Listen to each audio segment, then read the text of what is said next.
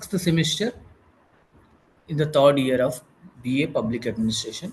So the course is e-governance. We are discussing about e-governance. So the in e-governance we have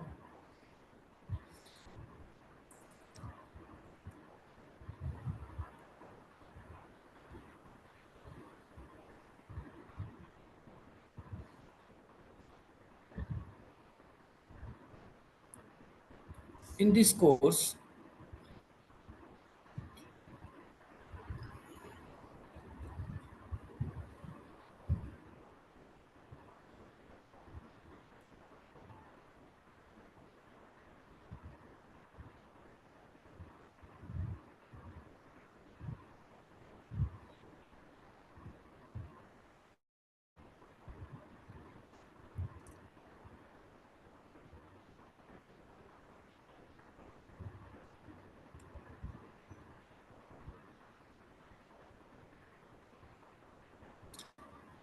So in this course, completely we have complete 5 blocks. Each block have 2 lessons or 2 or 3 lessons. In first block is introduction to e-governance, and next methods and techniques. So block 3 is mission mode projects, block 4 e-governance and case studies, and block 5 is issues and challenges. So we are going to complete this block 5 in the in the coming classes. So the first lesson is e-governance, meaning, importance, and evolution.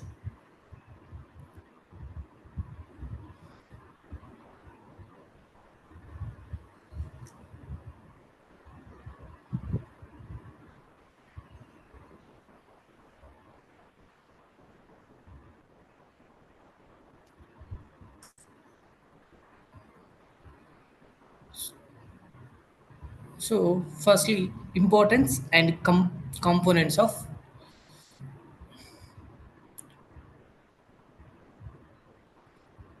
So, first we need to discuss about the concept and meaning of e-governance. What is e-governance? What is the concept?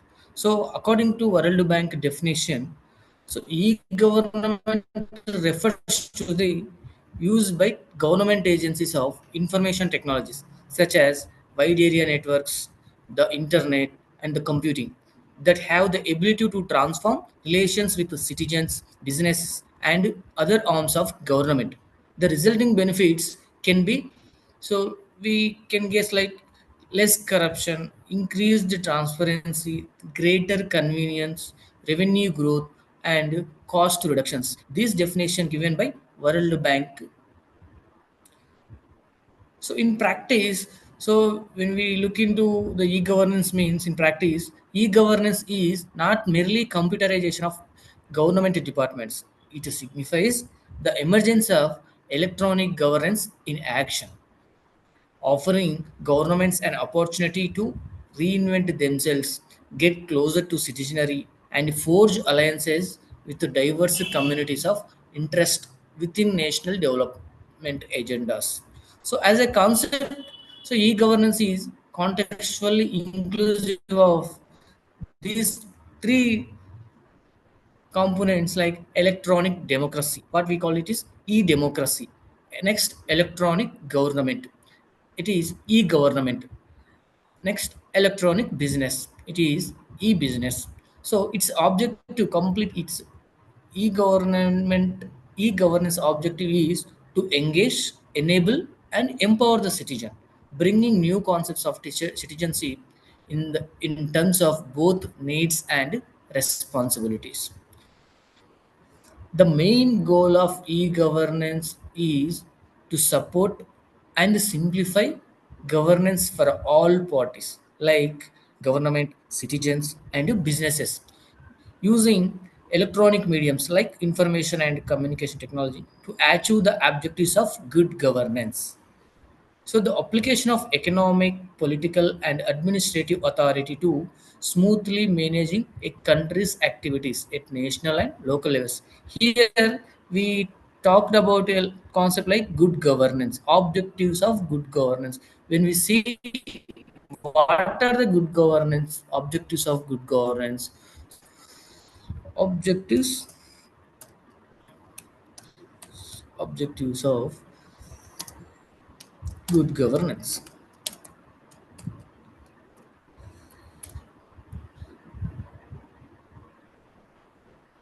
So when we see the objectives of good governance, you can see that citizen-centric administration and transparency and accountability. Next, rule of law, equity and inclusivity, effectiveness and efficiency, sustainability, development, participation and consensus. So when we look into deeply, what is citizen-centric administration? So the citizen-centric administration is to provide efficient, timely manner and user-friendly public services. So ensuring that government is accountable and approachable. This is citizen-centric administration. And next, what is transparency and what is accountability? It is to ensure open decision making process. Every citizen must have to know what is going on in the government and decision process and policy making.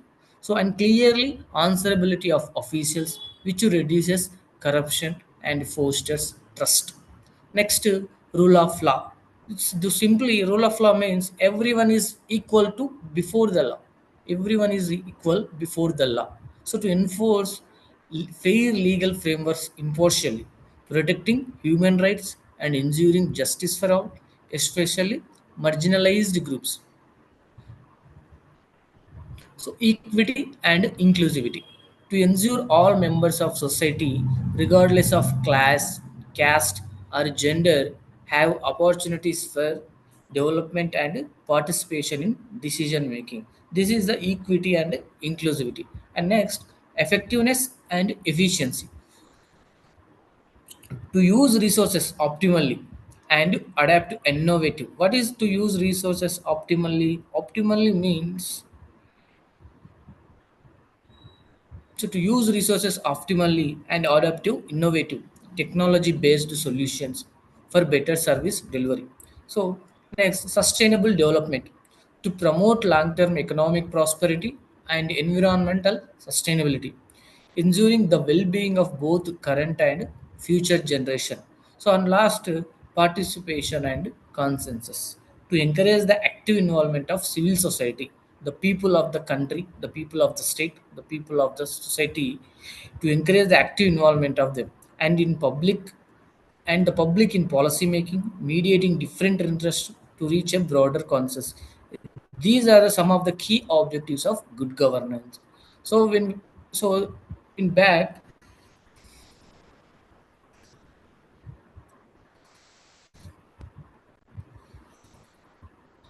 so what is saying? Using electronic mediums to achieve the objectives good governance means by using this information and communication technology or electronic mediums, we need to achieve citizen-centric administration, transparency and accountability, rule of law, and we need to achieve equity and inclusivity, effectiveness and efficiency, and sustainable development. These are the objectives of good governance, not and objectives, or we can say the characteristics of good governance. The aim of every society lies within these objectives. So by using ICT tools, so government wants to achieve these all objectives.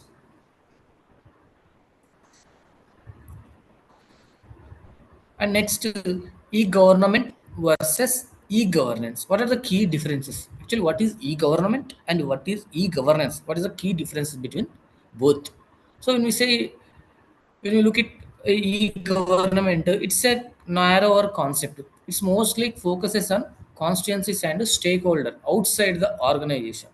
Refers to the utilization of IT, ICTs, and web-based technologies to improve efficiency and effectiveness of service delivery in the public sector.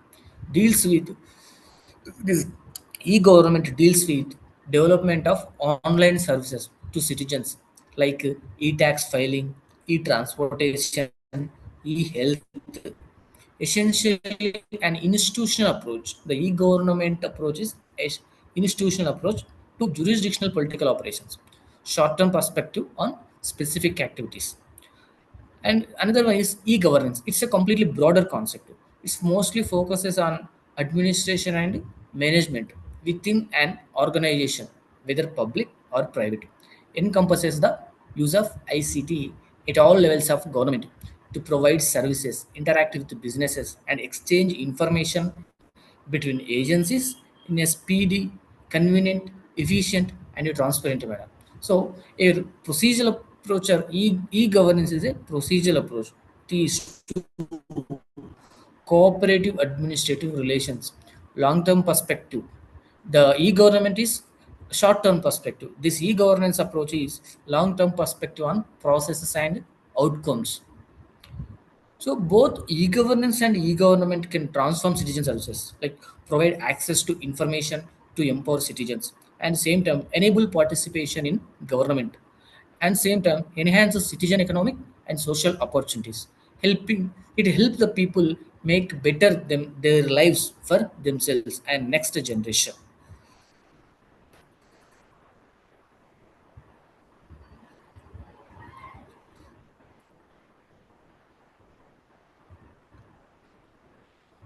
And next, what is the importance of and what is the importance of e-governance and components of e-governance? So why e-governance is matter? According to Dr. APJ Abdul Kalam, e-governance in Indian context as a transparent, smart e-governance with seamless access, secure and authentic flow of information, crossing the interdepartmental barrier and providing a fair and unbiased services to the citizen. So the fundamental motivation is the SMART acronym. The what is the SMART acronym? So the Abdul Kalam gave a concept that SMART, SMART. The acronym of this SMART is simple, moral, accountable, and responsive, transparent government. Key objectives include cutting the cost of governments, the minimizing procedural complexities through business processes reengineering and disintermediation, eliminating the middleman between government and people. Through this smart approach, so government needs to cut, they can cut the cost and minimizing the procedural systems and process reengineering. They enable to process reengineering their operations. So these six components of e-governance, we can say that technological. So electronic dimensions, computerization, networking, e-knowledge workers. So in social dimensions, egalitarian dimension. So classless society, awareness of rights and duties. So these by using of e-governance in the perspective of society and from the society, so they can bring the egalitarian dimensions and the classless society and awareness. They can make awareness among the citizens and bring awareness about the rights and duties. And next, cultural. So ethical dimension, so reorienting value patterns and ethical frameworks. So of next, political and psychological services perspective also, these components of e-governance.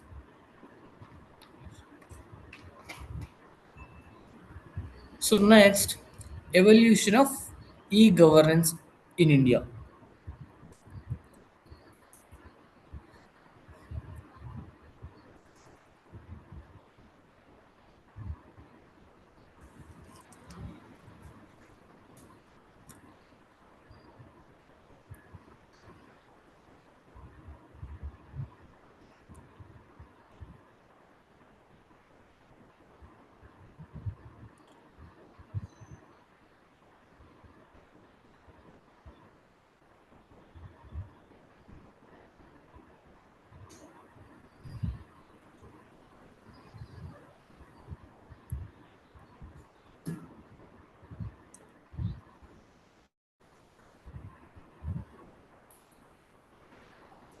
So evolution of e-governance in India. The e-governance when was came into the India, how it was improved.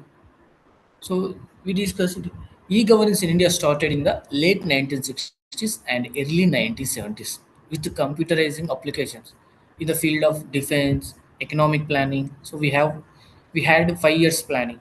So in the 5 years planning, we used extensively e-governance. So national census, in the national census every 10 years we conducted national census. So we used information and communication technology in the national census and elections and in the tax collection process. So from the early 90s, it expanded to broader sectoral applications with a policy emphasis on reaching rural areas and engaging NGOs and the private sector. So when you see late 1960s and 70s, the e-governance, mostly information and communication technology, mostly used in defense. So all the defense bills and the process of that to complete human resources. So they used computerization for the process of defense in the field of defenses and for the process of census, computing and accounting the complete population of the country. So elections. So in the elections means making voter IDs, making constituencies, voter list. So for this purpose, they used information and communication technologies and tax collections also in the early days in 1960s and 1970s in these fields only. So e-governance was utilized. After that, early 1990s, so the IT just broadened its applications like connectivity, broadened its connectivity to the government offices and collector offices. So it's broadened its networking and information processing. So it's in 1990s, mostly government expanded its activities and it's developed physical infrastructure. After that, in May 2006, government brought a breakthrough policy like National E-Governance Plan (NEGP) in 27 mission mode projects and 8 support components. The After that, the main activity in the e-governance is UID, unique ID or other. India became first country to implement a biometric-based unique ID for 1.2 billion residents. So the future vision is all government services accessible to every citizen, irrespective of geography or accessibility. So the other project headed by digit biometric, he provided a 16-digit biometric identification number to all citizens, enabling direct benefit transfers, eliminating fraud, reducing transaction cost for the poor, and facilitating financial inclusion. Okay, so we ended the chapter one. The meaning. What is the chapter one? E-governance, meaning, importance, and evolution. These three concepts are very important in the e-governance. So the students of public administration and compulsory in the for the in the perspectives of examination. So they should know what is the meaning of e-governance and what is the importance of e-governance and evolution of e-governance in the context of India. So in the examination, we have the choices three questions. In these three concepts, you need to study these three concepts: meaning, importance, and evolution. So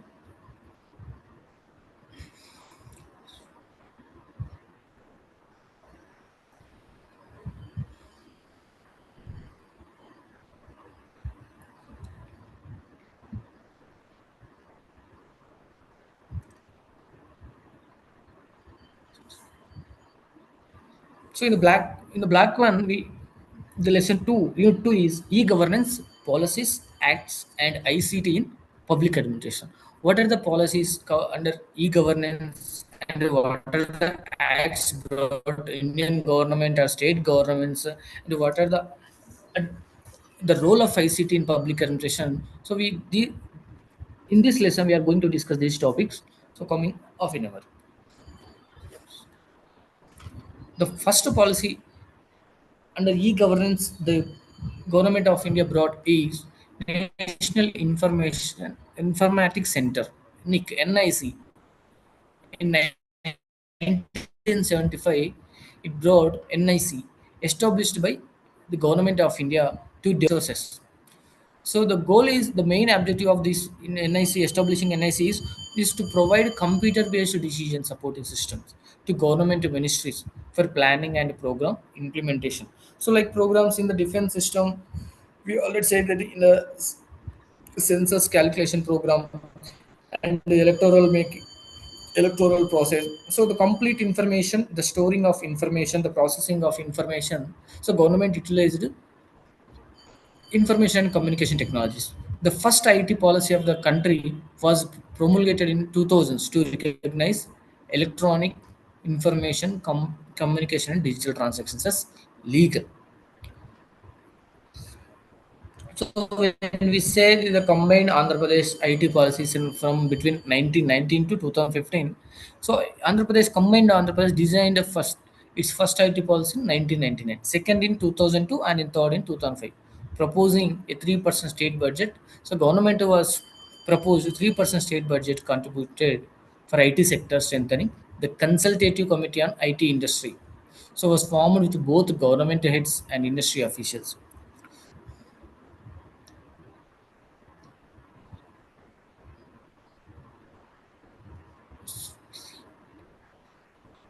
The, so when we see the benefits of e-governance for citizens and for government, but first for citizens, so the e-governance do we can do it once and use many times. So transparency and a reduction of intermediate agent payments.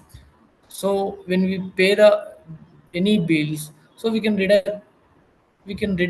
the intermediary agent for the process in the process of payments.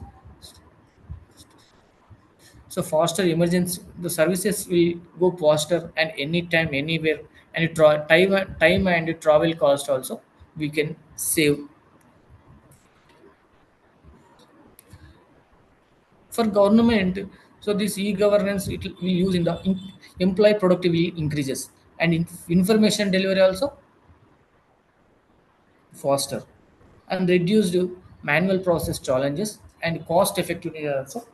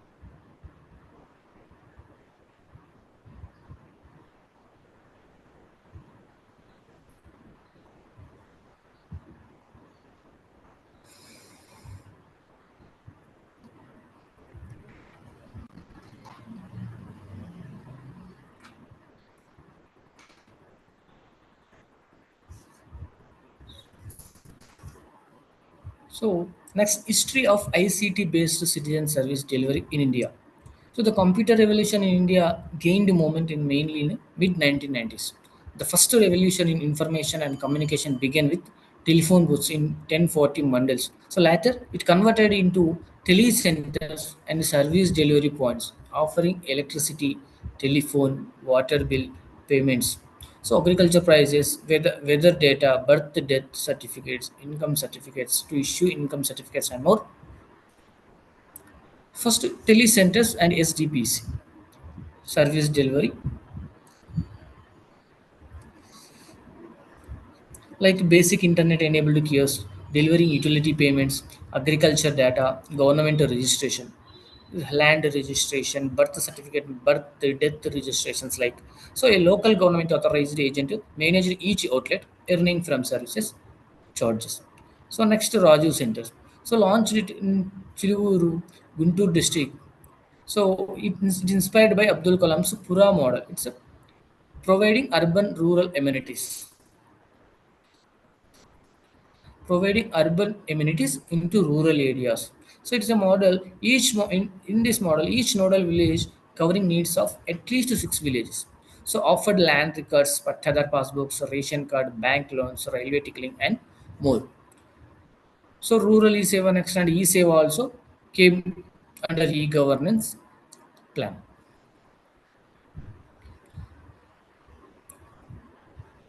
So next, when we discuss National E-Governance Plan 2005, so it's an architecture and mission mode project.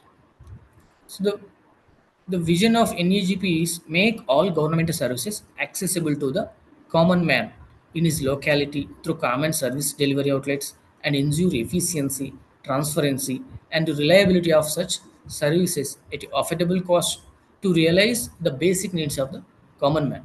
So approved in September, the NEGP was approved in September 2006 and planned over 1 lakh internet enabled kiosks.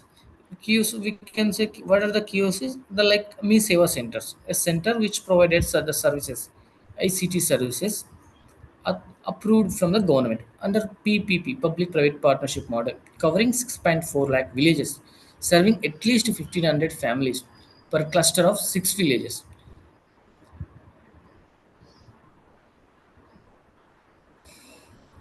So these 32 mission mode projects covered under National E-Government Plan. So this 12 services covers under central government and 13 services under state government. Integrated 7 services was integrated.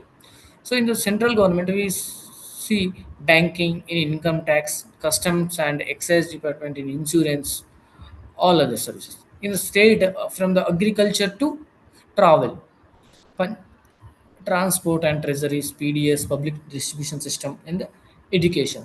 In integrated e-business and e-courts and procurement and for e-trade, national e-governance service delivery gateway and Indian portal.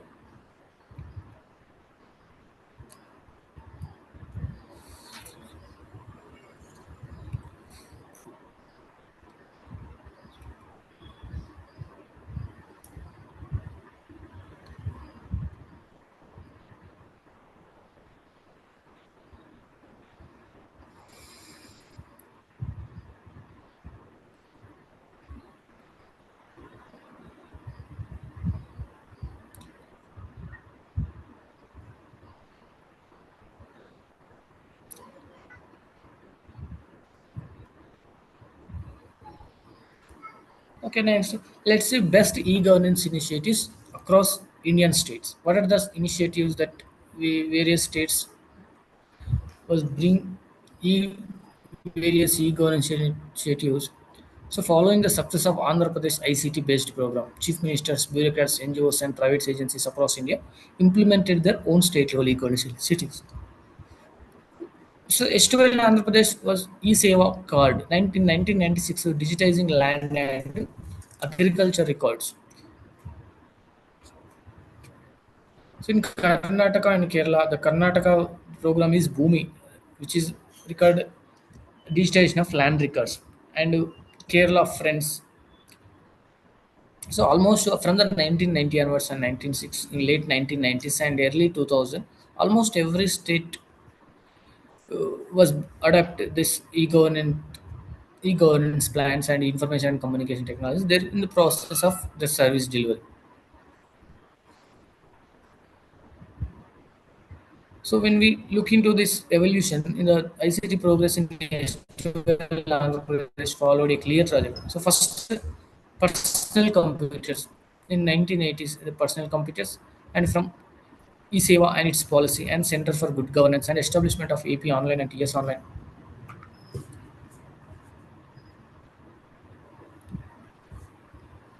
And from 2014 onwards, Digital India and Skill India, Make in India, Smart Cities mission.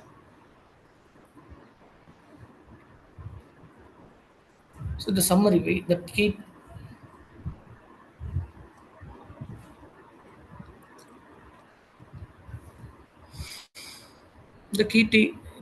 takeaways and the row ahead. So what we have learned from the this unit has covered the concepts of governance, what is governance and good governance, e-government and e-governance, and the differences.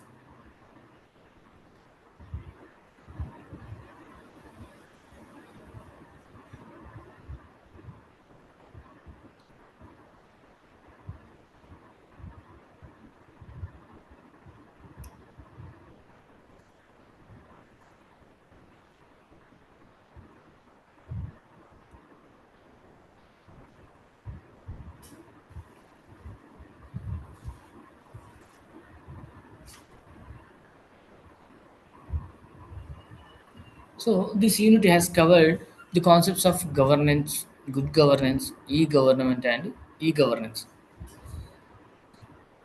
So the e-government and e-governance, the differences and its significance and evolutionary process in India.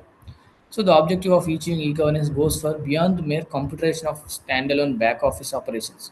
It requires fundamental changes in governmental operations and work cultures, new responsibilities for executives and politicians. So a culture of maintaining, processing, and retrieving information electronically for decision making. So skilled navigation to transition from manual to automated services without disrupting the existing services. So what is the vision? What is the vision for the future? So the e-governance completely should be universal access and all government services accessible to every citizen, irrespective of their geographical location, region or accessibility, and especially rural and semi-urban areas. So it's universal access and interconnected government services like interoperable, efficient, transparent, and accountable government with services reaching every citizen. Next, life cycle approach. The public services provided to citizens from birth to death, simplifying processes, weeding out redundancies, enhancing decision making process. So every step taken in e-governance should be used to learn about hurdles and improve upon the next steps, both in terms of direction and magnitude, avoiding large and expensive steps without understanding the full social implications.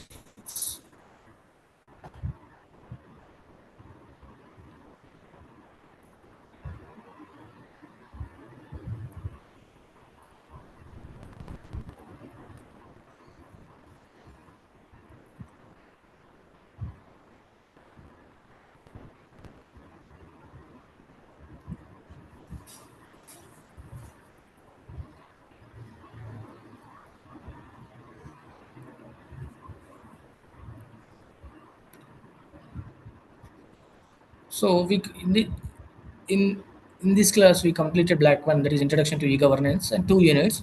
So in the coming next class we are going to discuss about black two. We'll discuss about methods and techniques. Black two. So let's see about sample questions and model questions in this unit.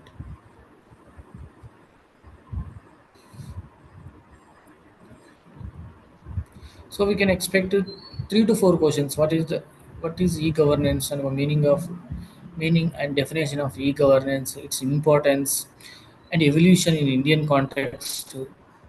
So these are the complete the lesson is important in the exam perspective.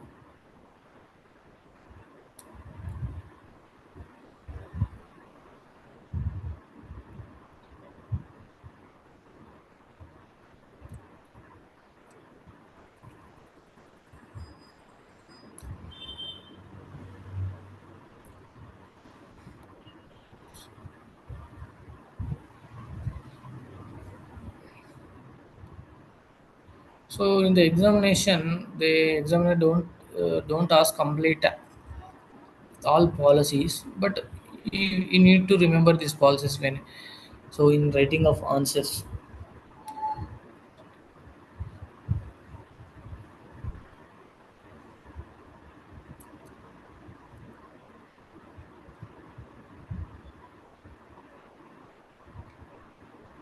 See the progress. Check your progress success when.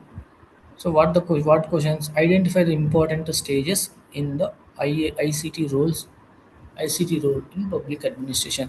So this question involves the evolution. What are the important the the evolution of ICT, and list out three important aspects in LDC, National E-Governance Plan. The next question is list out the important paradigms of IT acts in electronic governance space. Name the important contributors of common service centers.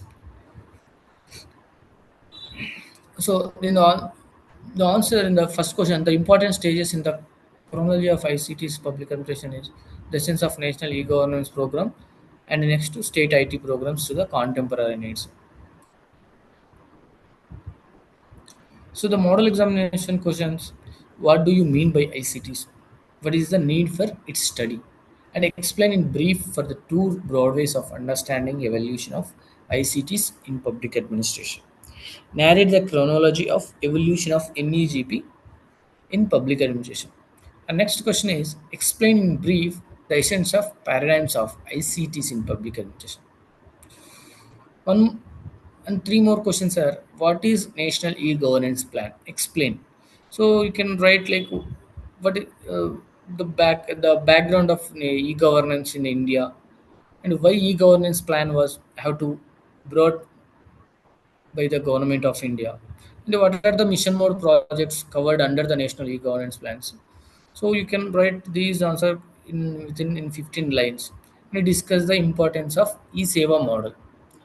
So first, in the when you write about this importance of e-seva model, so you need to write before the e-seva model how the people are getting the e-services without e-seva and what are the hurdles they faced, and after the e-seva launched what are the simplifications brought and what are the beneficents. So the importance of e-seva you have to need, right.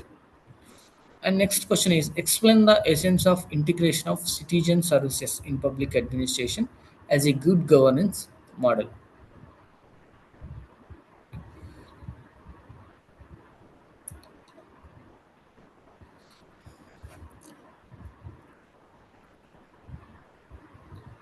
Okay, student. So next class we'll discuss about the black two techniques and methods till now. So this class is completed and very all the best.